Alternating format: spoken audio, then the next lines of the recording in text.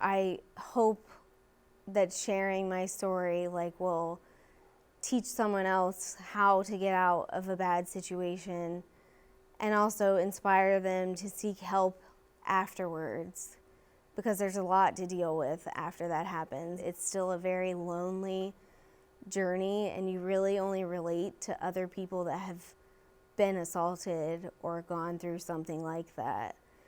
So it helps to share. My phone in my hand and knowing how to activate the SOS feature is what saved my life.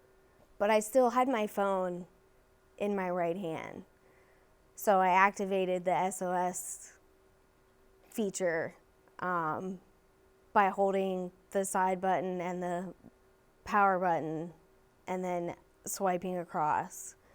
So from that point on, 911 was able to hear everything that was going on. You can make it so that if you were to activate the SOS, it will send a text message to whoever you've designated to get a text message, and try to remain calm. I feel like that was important too, to just be thinking, giving clues about the water, just trying to keep a level head. I can just remember thinking, you have to get out of this. You have to survive. Looking back, I can say that I shouldn't have done that. But I still know that that assault and what happened to me was not my fault.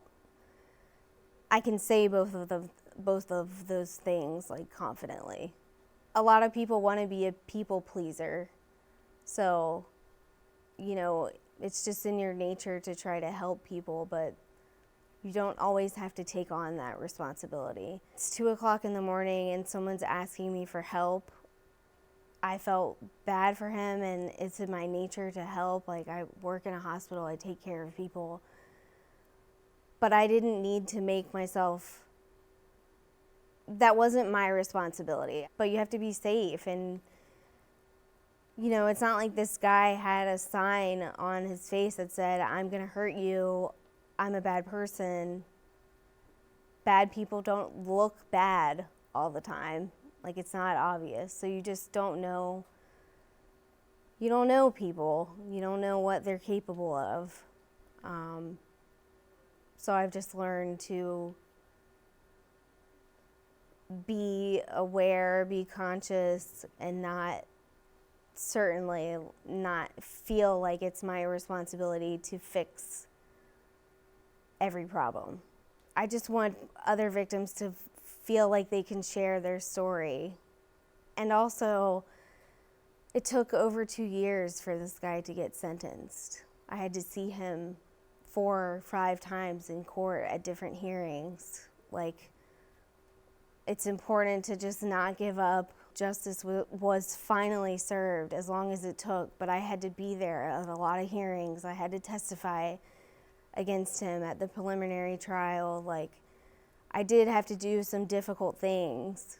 I understand why victims are afraid or don't want to go through the legal process. It was hard, but thankfully, I was in therapy, still am, and had a lot of support.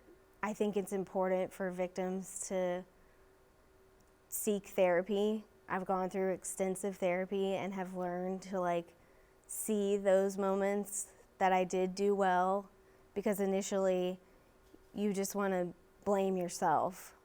I hope that telling my story will inspire other victims to tell their story, whether it's to a therapist, to someone.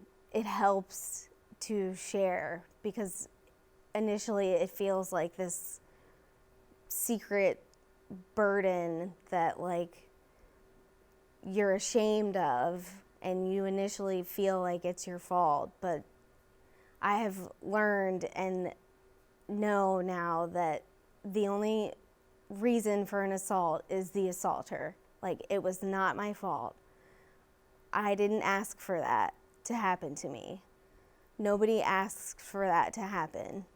I want to say, for someone that is trying to support a victim, it's hard for somebody to understand what I went through, and I can imagine that you don't know what to say and you don't necessarily know how to help.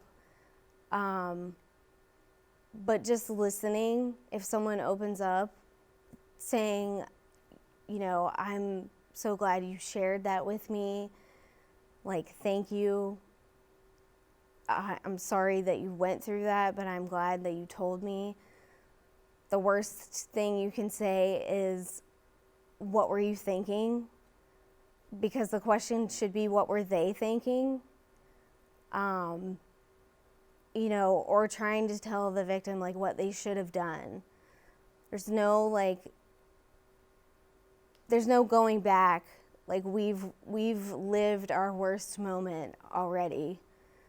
So to just be there and like be supportive and to listen if someone opens up and shares their story, I think is really important. This is something that will always be with me, but I do feel like a survivor now more than a victim.